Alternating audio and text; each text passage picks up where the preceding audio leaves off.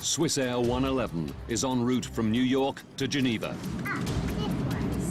The passengers are settling back to enjoy the flight. Business class and economy class, they would have absolutely no idea that anything was amiss.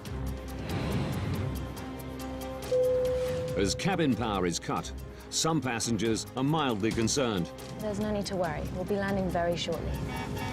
But in the cockpit, it's a different story. I could hear a master warning tone, and I had no idea of what that meant. The pilot's attempts to control the jumbo are failing. Few on board realize they only have minutes to live.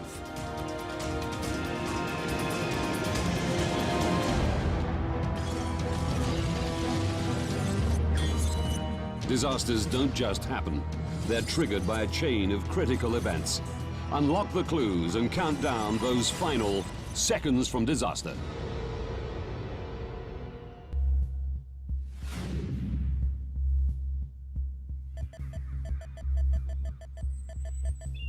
Golden's Bridge, New York.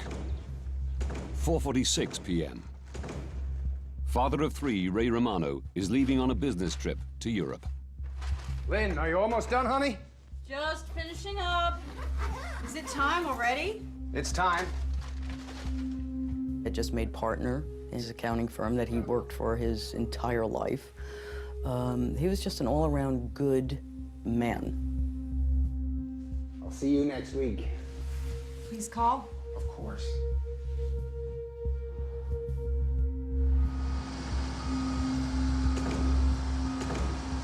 (7:45 p.m. Eastern Daylight Time. New York's JFK Airport. 215 passengers board Swissair Flight 111, bound for Geneva, Switzerland. Ray Romano is in row 9, near the front of the plane. Does he have a ticket? No. No? Is he going to sit with you? Yes. Oh, that's okay then.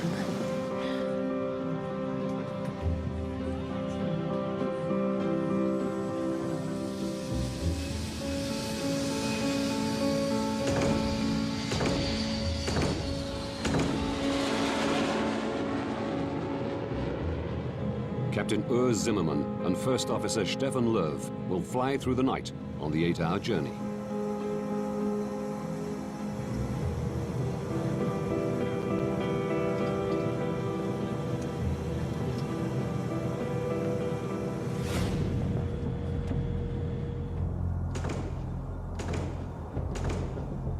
"52 minutes into the flight, Swissair 111 is cruising at 33,000 feet above the coast of Nova Scotia, Canada. Riechst du was? Ja, Mo, ich schmecke da schon etwas da. Aber auch nicht, wo das ist.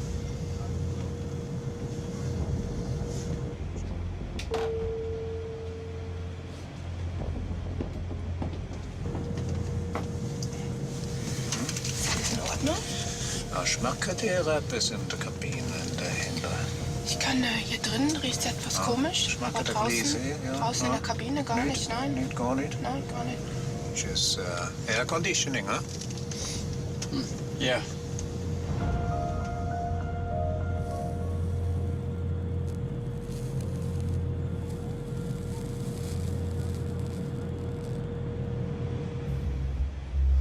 How about we color in the space rocket? I'm going to just look for pink and purple. Thank you. Just perfect.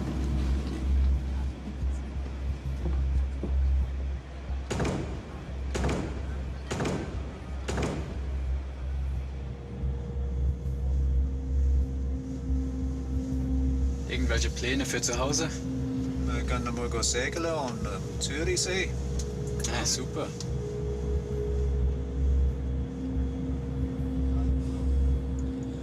Ist es eben nicht so gut da. Hm? Schau mal da. Das ist gar nicht so gut. Captain Zimmermann decides to land and get the plane checked.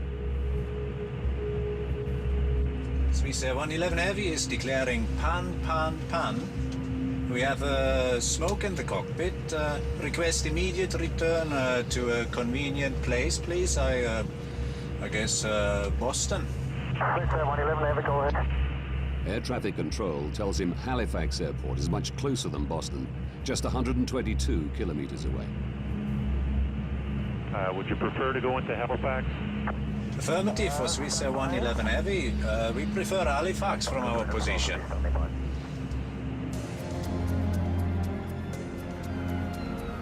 The airport prepares for an emergency landing.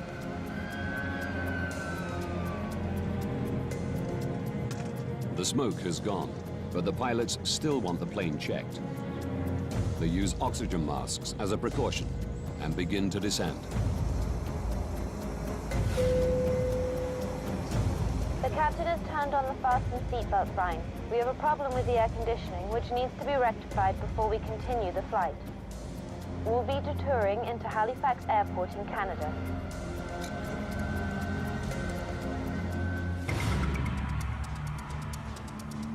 Moncton Air Traffic Control Center, New Brunswick. I had a quick look on my radar to see where the aircraft was and estimated that it was about 20 minutes away from the airport. It's Bill Pickrell's job to guide the plane safely into Halifax. It was going to be a fairly straightforward operation because they were lined up almost perfectly for a straight approach at that point. Swissair 111, good evening. Can I vector you to set up for runway 06 at Halifax? Yes, vectors for 6 will be fine, Swissair 111 Heavy. Okay, it's a back course approach for runway 06. We're 30 miles to fly to the threshold. We need more than 30 miles.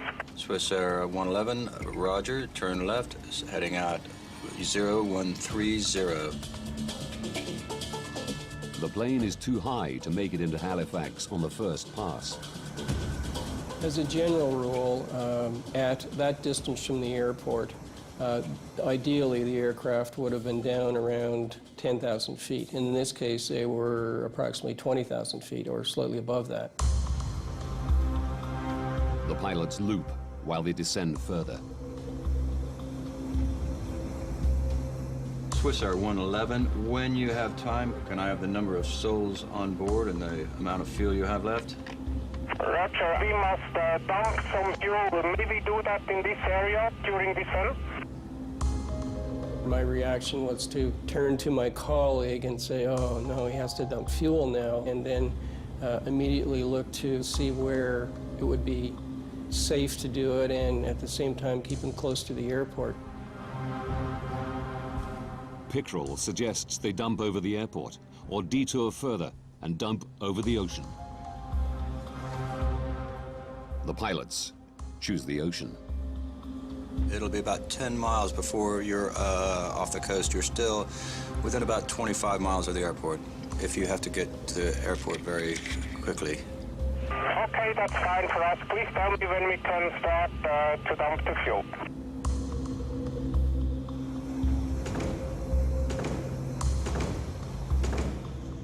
The captain starts Swissair's procedure for dealing with smoke of unknown origin. Captain, bus switch selected, confirm. He cuts unnecessary power to the cabin.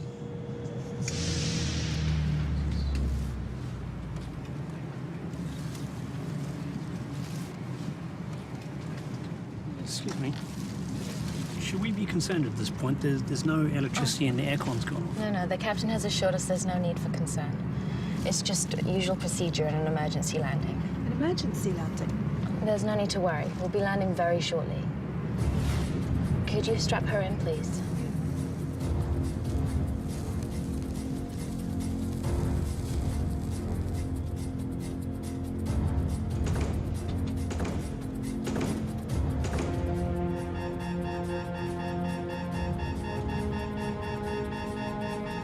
Wir haben den Autopiloten verloren.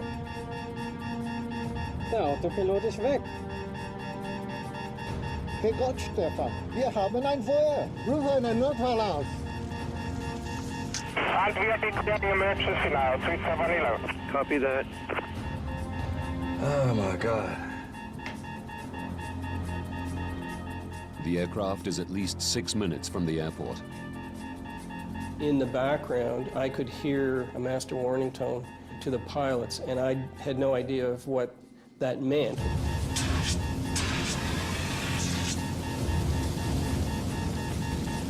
Control, left out. 11 Heavy, starting jump now, we have to land immediate. Swissair 111, roger.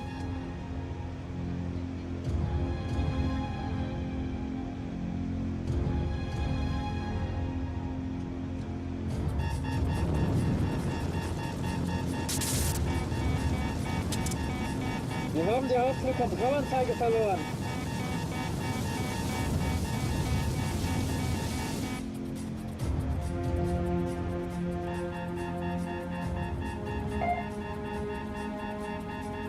We've lost the transponder. Transponder's gone. Come in, Swissair 111.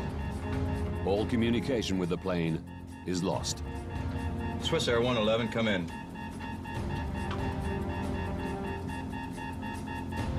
Air traffic controllers can now only follow its path on their radar.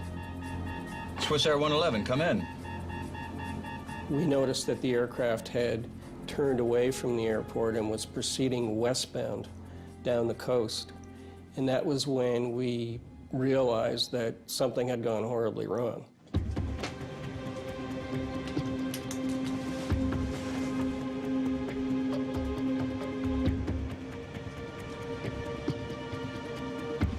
Jesus Christ.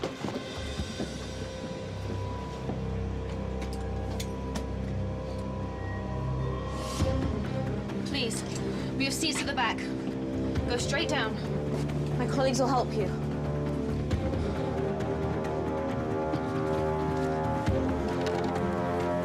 Smoking first class.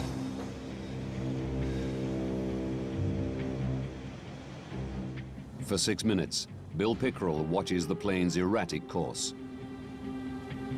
It was a very, very helpless feeling to just sit there and not be able to do anything about it.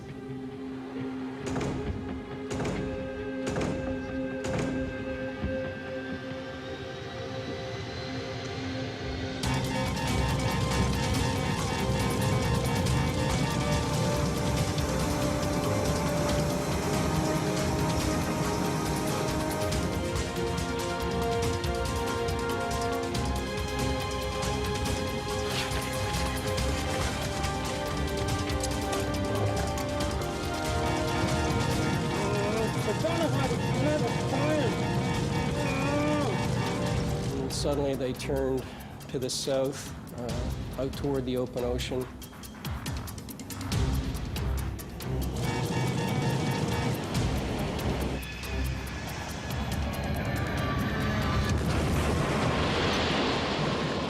And the aircraft disappeared. Oh my God, I think we've lost her. I think we've lost it. Swissair 111, come in. Swissair 111. Oh my God.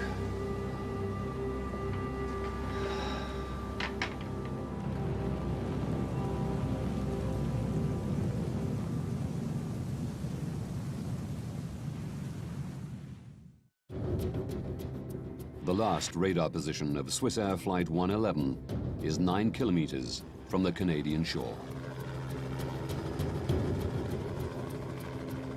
As word spreads, local fishermen head to sea, intent on rescuing survivors.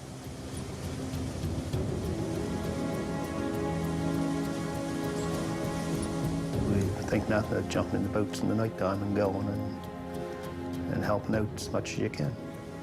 And it was just a natural thing to do. It takes Wayne Manuel an hour to reach the site. You could see the rest of the boats that were out there at the time, but you could smell the fuel from the jet. And as we got closer, you could see debris floating.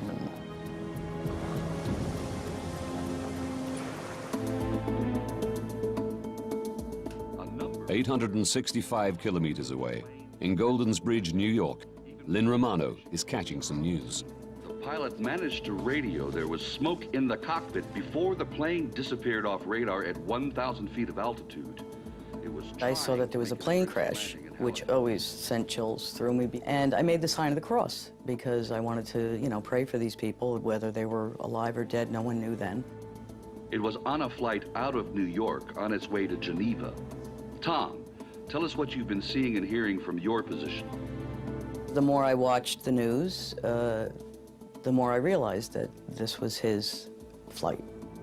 All evening long, emergency vehicles have been positioned along the coastline waiting for possible survivors. I called the 800 numbers. I said, look, you know, it's Swissair Flight 111. He's in seat 9F. I have all of the information here. Somebody's got to tell me that he was on this aircraft. Was it Swissair 111? I knew that it was the same aircraft.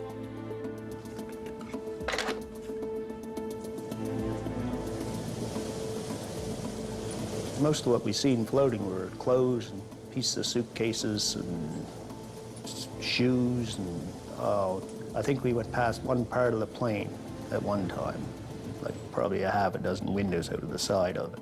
And that was the biggest thing that we seen, I believe. Wayne hoped to find survivors. You always hope, but after you got there and you seen what was floating, you knew that there was nothing left. There wouldn't be any survivors.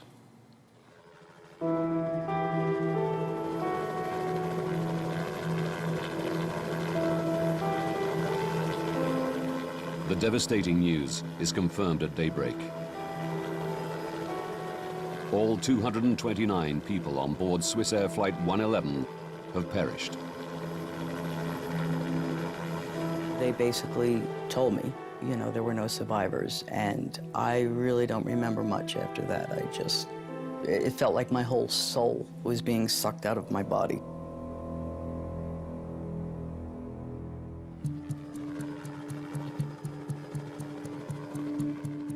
The Canadian Transportation Safety Board launched an investigation.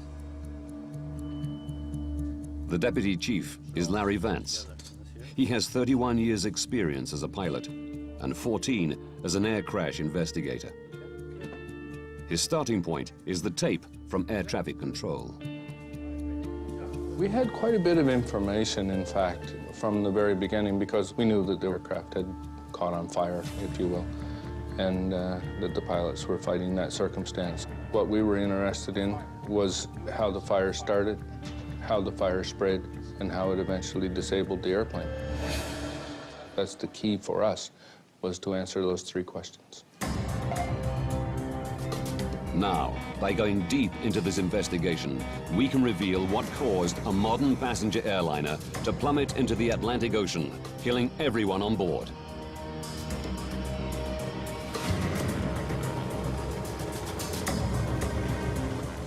Before investigators can establish what caused the fire on Swissair 111, they must recover the wreckage.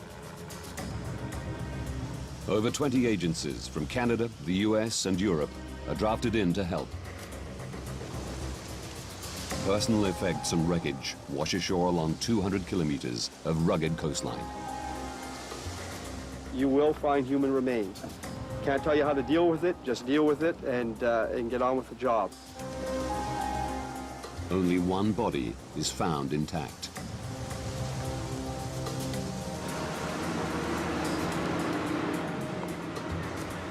Divers and remotely operated vehicles scour the wreckage 54 meters under the sea.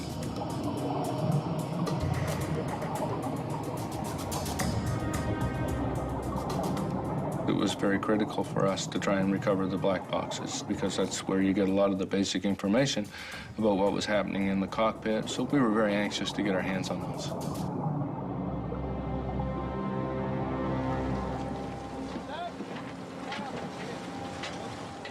Within 9 days of the crash, both black boxes are found intact.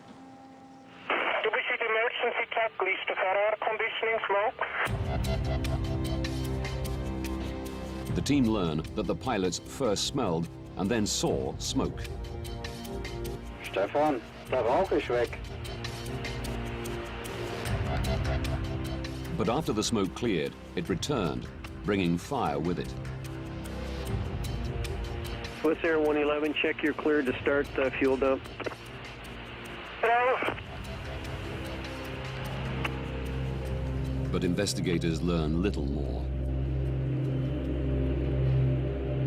The information for the last 6 minutes on both recorders was missing, so that was a bit of a disappointment to us.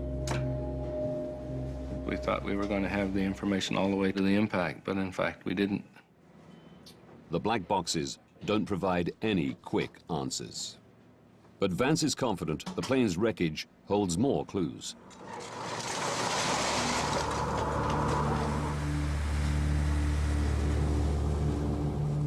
It takes months to retrieve the wreckage and personal effects.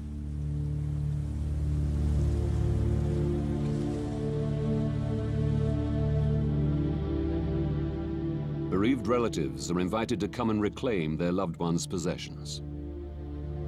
The carnage was unspeakable. I mean, there were suitcases that looked like a demon could have shredded them.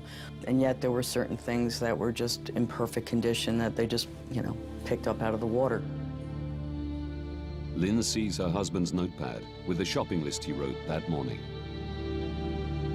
The fact that, you know, his notepad was there that I could read, magazines were intact, but none of the passengers except one. And when I asked them, you know, why? How could this be? Basically, they just explained it as the G-force and, you know, what happens, and then I wish I never asked.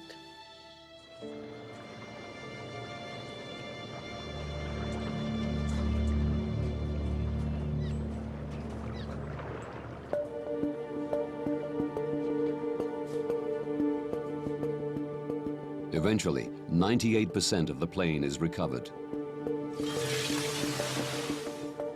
But it's in over 2 million pieces. The difficult task of finding clues is made easier as the plane crashed not on land, but in water. It presented us with a very unique opportunity because not very many times are you going to have an event where you have a full-fledged fire in progress, extinguished all at the same time, all instantly, so it preserves that fire in that moment of time.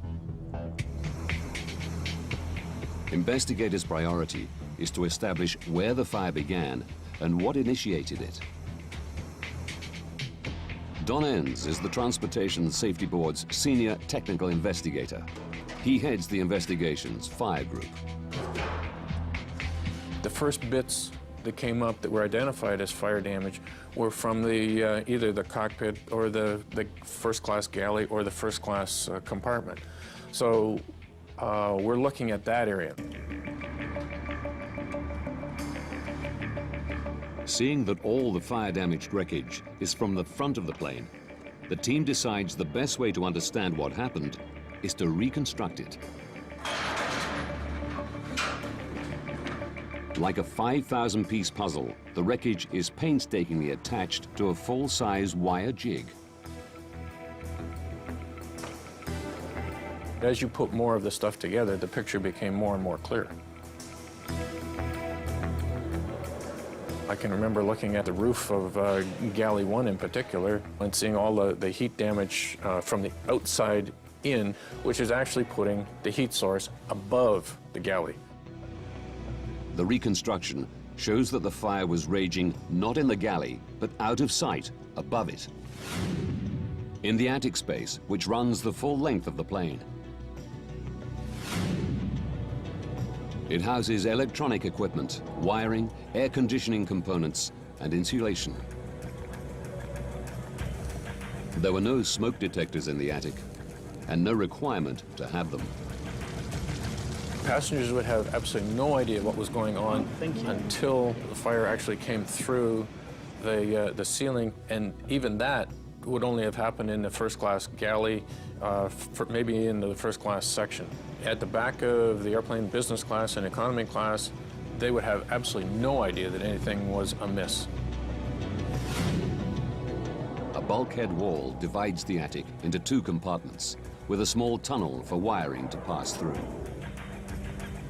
By understanding who could smell the smoke when, from the black box recordings.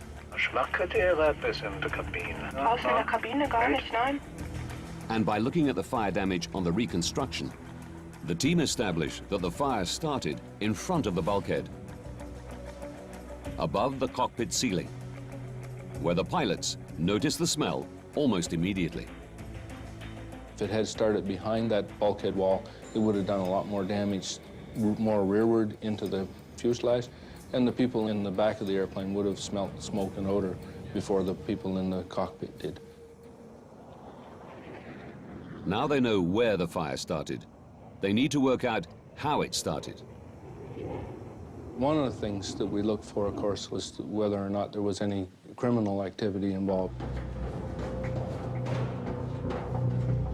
Close inspection of some of the wreckage suggests there was.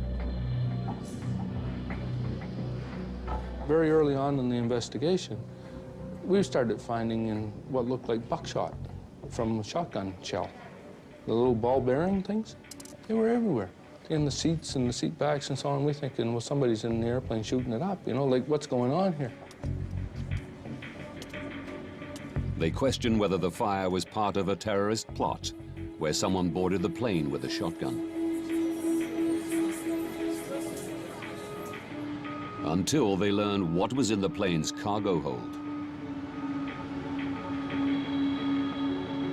It turns out that they were the little tips for ballpoint pens. Those little tiny roller things that they put in the end of a ballpoint pen. There were tens of thousands of those things.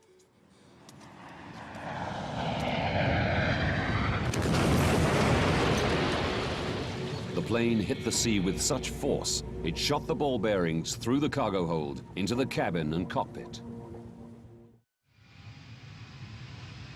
With criminality ruled out, Vance and his team must consider other possible causes of Swissair 111's fire. We know where the fire started. We knew it was up above the ceiling in the cockpit area. And then you start looking for potential ignition sources up there.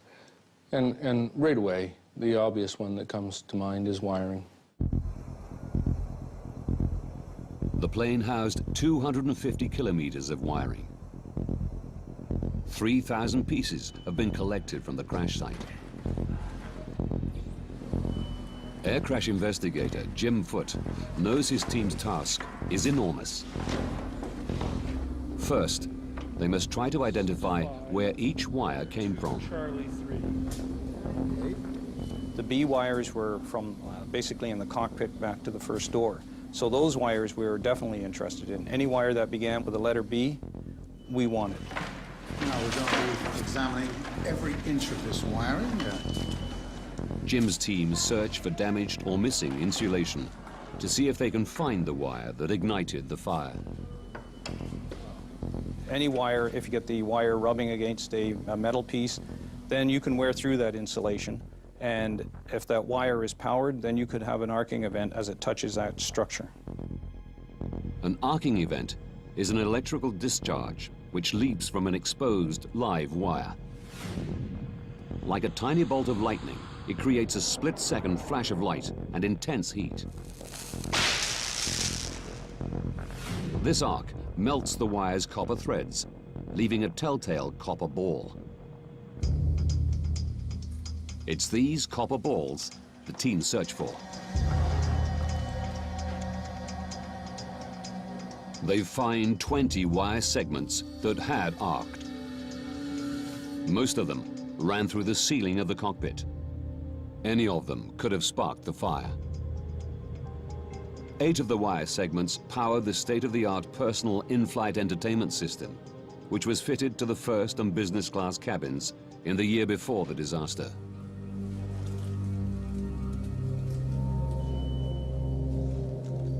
But despite extensive testing, investigators can't pinpoint which arcing event ignited the inferno. Quite disappointed with all the effort that we had put in, all the material that we had recovered, that we hadn't isolated ourselves down to the lead event arc. Analysis of the wiring comes to an end. Jim Foote is resigned to not finding the initiating arc. But as he packs up, he takes one last look at one of the arced wires from the in-flight entertainment system. He wasn't treating them quite as carefully as he had in the past, so he was opening up the ends that were all crumpled up. I started to unravel these wires. Lo and behold, I found a second arc mark on the same phase as one of the other ones that we already noted. Larry? Have a look. I knew these wires well enough, and Jim knew them well enough that when I looked through that microscope and I saw that tiny little arc, I thought, wow, that's it. We found it. Jim found it. To confirm that this is the arc that sparked the fire, they place it into a mock-up of the cockpit ceiling's wiring system. There's a lot of wires that come through the ceiling at that area, and they're attached to a metal bracket. What we think happened is that this wire chafed on this bracket. Planes are subjected to constant vibration as they travel at over 900 kilometers an hour. Investigators believe vibration caused the chafing. The wire's insulation became damaged, allowing the wire to arc on the metal bracket. We finally come to a conclusion in our own minds, almost instantly, to say that had to be it, because we knew from the positioning of those wires that where he had found that little arc was exactly where the fire had started. The team were concerned the in-flight entertainment system had not been properly installed. As a precaution, Swissair removed this non-essential system from its entire fleet. We can begin to speed up this process. Investigators had found the source of the fire on Swissair 111, but there were more questions they wanted to answer.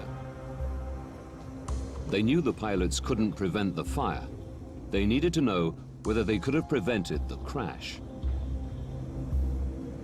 As investigators, you have to say what circumstances were these pilots in that caused them to do what they did that led to the eventual loss of the aircraft. Vance and his team scrutinized the decisions they made in the minutes before impact. The black box recordings tell them that the cockpit filled with smoke and fire just moments after the pilots turned off excess power to the passenger cabins. One of the things that they ended up turning off is they turned off the recirculating fans, which are in the back, and that changed the whole airflow for the fire. These fans had drawn the blaze through the bulkhead, away from the cockpit area. Once switched off, the blaze changed direction. It just went like that. It changed just right off the bat.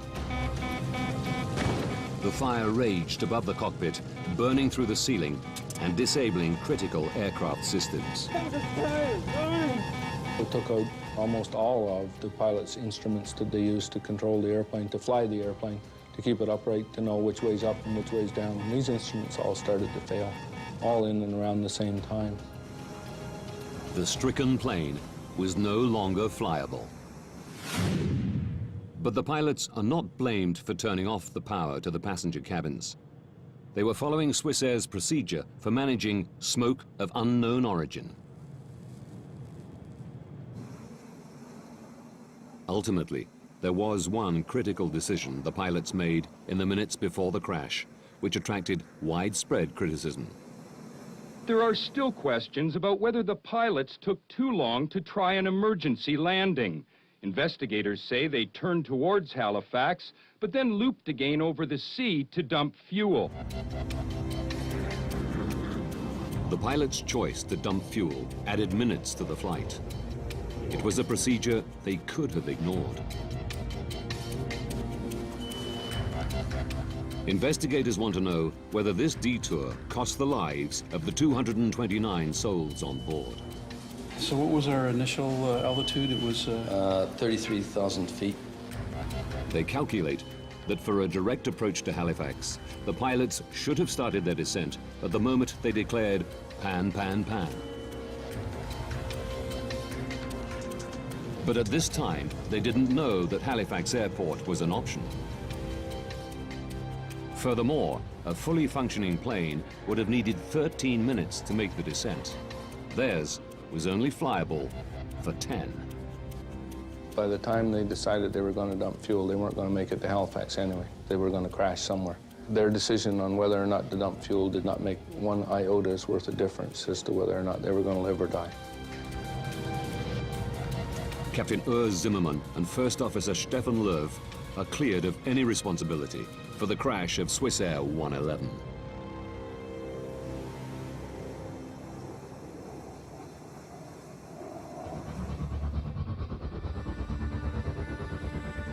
The investigation team successfully reconstructed the front of the plane, established where the fire began, and found the arc that sparked it. But they know a single spark did not bring the airplane down. To prevent future fires, the team needed to find out what had been burning. The threat to the airplane, in fact, was what was fueling the fire. If you have flammable material in such abundance that is capable of burning the airplane up, that's the real threat to the airplane.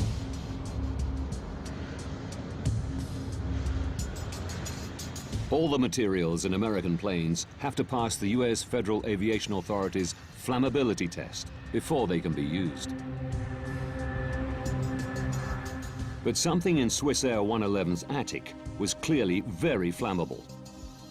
I can think of nothing in the areas that exist that would promote burning. Their attention is drawn to the shiny metallized material that covered the fiberglass insulation, MPET, more commonly known as metallized mylar.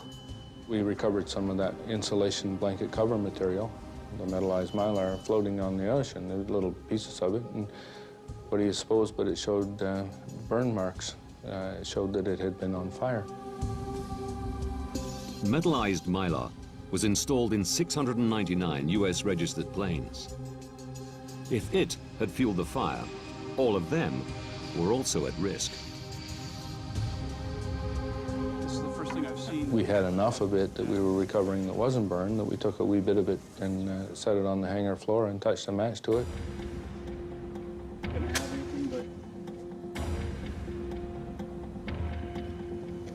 Oh my God, look at that. That's incredible. And what do you know, it burned like crazy, very flammable. And we thought, man, this airplane is full of that stuff. Vance is confident that metallized mylar fueled the fire on Swissair 111.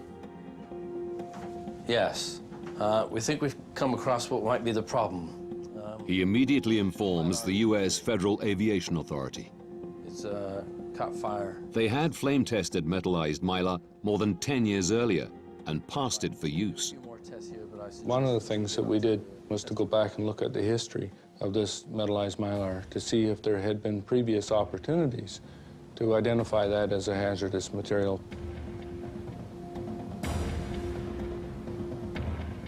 And in fact, we found several events during which metallized mylar was on fire in airplanes. As a result of these previous fires, the plane's manufacturer, McDonnell Douglas, suggested metallized mylar should be stripped from all their aircraft. 4 years before the Swissair crash, the US Federal Aviation Authority had retested metallized mylar and found it was flammable. But they didn't ban it. The fact is that none of them had caused a loss of life. Had one of these previous accidents resulted in a number of fatalities, if you had a body count, then they may well have reacted differently. The FAA now had a body count of 229. Again, they tested the metallized mylar, subjecting it to much more realistic in-flight fire conditions. It failed. The FAA gave US airlines 4 years to strip it from their planes. We know that we got results because we had blood on the water. There were a number of people did, and then people paid attention to it, and then we were able to move forward with our safety message and have it accepted. The investigation into Swissair 111 was the longest the Canadian Transportation Safety Board had ever undertaken. It took 4.5 years to complete. Using the detailed information that investigators unearthed, we can now reveal precisely what took place on Swissair 111 and what the pilots faced in the minutes before impact.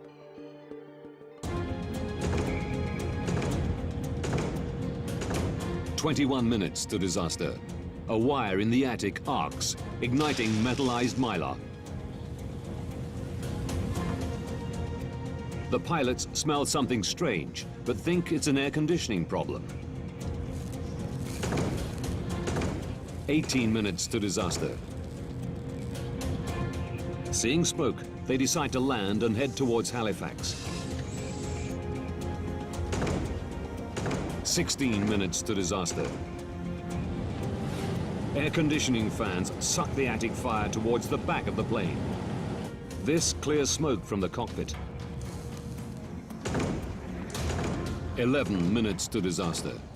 While looping to lose height, the pilots choose to detour further and dump fuel over the ocean. They don't know what's happening in the attic.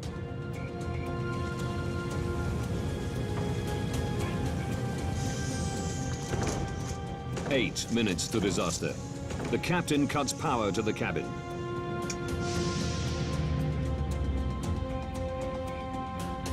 This shuts down the air conditioning fans, allowing the inferno to rage directly above the cockpit. 7 minutes to disaster. The blaze destroys the autopilot system, forcing the pilots to fly manually. Only now do they realize the enormity of the problem.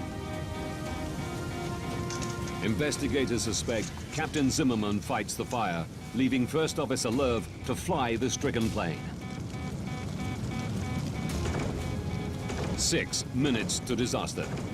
The fire disables the flight displays, communications with air traffic control, and the black boxes. In the searing heat, First Officer Lerv struggles to keep control, but the plane is no longer flyable.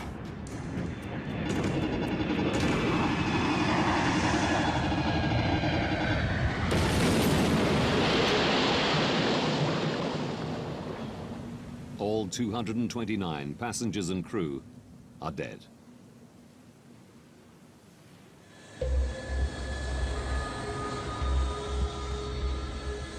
To ensure against further loss of life, Canada's Transportation Safety Board made recommendations.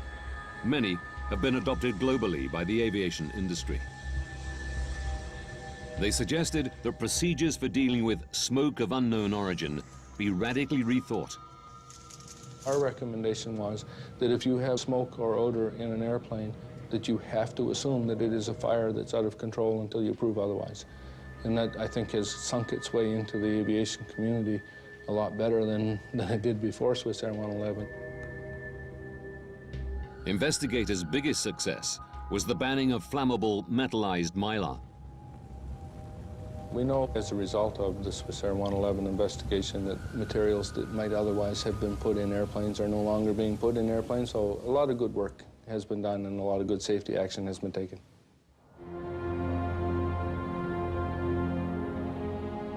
While metallized mylar is no longer used in Western countries, airlines in some developing countries have not been persuaded to remove it from their planes. Lives are still at risk. The next steps to make air travel safer may only be taken after another tragic incident. There has to be another event which refocuses people's attention, and that you have to say, we told you so, and you didn't fix it, now you better fix it because it's going to happen again. You cannot make people make change unless they feel a liability.